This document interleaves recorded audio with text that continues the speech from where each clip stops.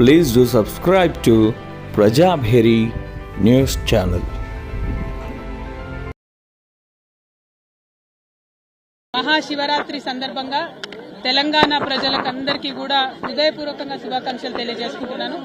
అట్లానే యావత్ భారతావనిలో కూడా మహాశివరాత్రి అంటే చాలా పెద్ద పర్వదినం. ఈ పర్వదినం సందర్భంగా మన దేశంలో ప్రజలు అందరూ కూడా సుభిక్షంగా ఉండాలని చెప్పి మనస్ఫూర్తిగా కోరుకుంటున్నాను. మన తెలంగాణలో దక్షిణ కాశీగా పిలువబడేటటువంటి వేములవాడ రాజన్న దర్శనం చేసుకోవడం నా పూర్వజన్మ సుకృతంగా నేను భావిస్తా ఉన్నాను. అది కూడా శివరాత్రి రోజు పొద్దున్నే అయ్యవారి దర్శనం, అట్లానే అమ్మవారి దర్శనం, లక్ష్మీ గణపతి దర్శనం చాలా అద్భుతంగా సాగింది.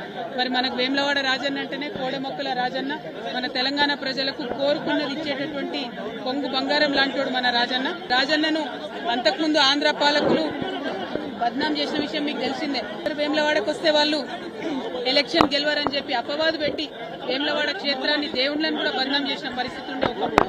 కానీ గత 10 సంవత్సరాలుగా కేసీఆర్ గారి పరిపాలనలో సిరిసిల్ల జిల్లాను ప్రత్యేకంగా క్రియేట్ చేసి మరి ఏర్పాటు చేసినటువంటి సిరిసిల్ల జిల్లాలో గర్వంగా సగర్వంగా మన రాజన్న పేరు పెట్టుకొని రాజన్న సిరిసిల్ల జిల్లా అని చెప్పి మనం ఏర్పాటు చేసుకోవడం జరిగింది.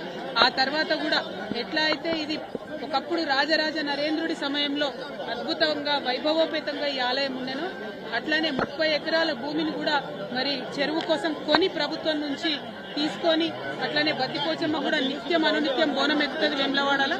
అటువంటి బద్దిపోచమ్మ డెవలప్మెంట్ కోసం కూడా 10 ఎకరాలు సపరేట్ గా కొని, ఎందుకంటే వేములవాడ దక్షిణ కాశీ అంటే ఎట్లుంటుందో ఉంటది, చిన్న గల్లీలు ఉంటాయి, ఎవరు అమ్మేటటువంటి పరిస్థితి ఉండదు.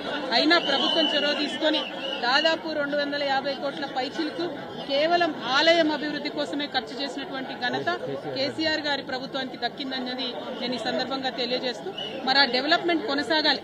ప్రభుత్వాలు మారినంత మాత్రాన డెవలప్మెంట్ ఆగదు. ఇప్పుడు ఏవైతే 30 ఎకరాలు మేము అక్కడ కొని మా ప్రభుత్వం నుండి రాజన్న వారి ఆలయానికి ఇచ్చినామో, మరి ఆ ఆలయంలో గుడి చెరువు దగ్గర డెవలప్మెంట్ అన్నది ఆగిపోయిందని ఇప్పుడు అయ్యవారు చెప్తా ఉన్నారు.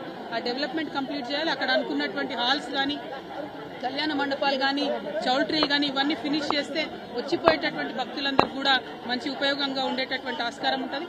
అట్లనే సిరిసిల్ల రాజన్న జిల్లా అంటేనే మరి చేనేత అన్నల జిల్లా. మరి అదేవిధంగా చేనేతల కోసం కూడా అనేకమైనటువంటి కార్యక్రమాలు గౌరవనీయులు కేటీఆర్ అన్నగారు కూడా పెద్ద ఎత్తున టేకప్ చేయడం జరిగింది. కానీ అవన్నీ కూడా ఇప్పుడున్నటువంటి ప్రభుత్వ హయాంలో పడకేసిన ఈ నేతన్నకి ఇస్తా అన్నది ఏది కూడా ఇస్తలేరు. మళ్లీ సిరిసిల్లను ఉరిసిల్లగా మార్చేటటువంటి ప్రయత్నం జరుగుతూ ఉంది.